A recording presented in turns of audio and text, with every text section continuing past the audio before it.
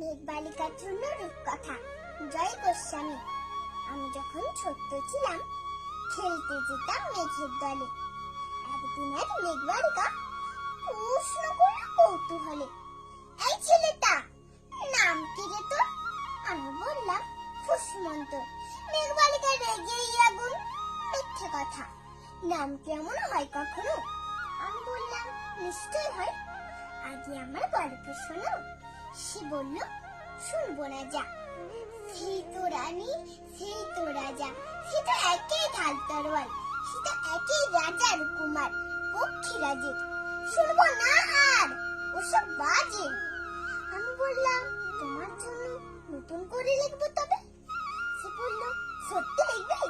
বেশ তাহলে মস্ত করে লিখতে হবে, মনে থাকবে। লিখে কিন্তু আমায় দিবি। আমি বললাম তোমার জন্য লিখতে পারি এক পৃথিবী। লিখতে লিখতে লেখা যখন সবে মাত্র 2-4 পাতা, হঠাৎ তখন ভূত চাপল আমার মাথায়। খুঁজতে খুঁজতে চলে গেলাম ছোট্টবেলার মেঘের মাঠে। গিয়ে দেখি চেনা মুখটা একটাও নেই তল্লাটে। তারই মধ্যে একজনকে মনে হলো অন্যরকম।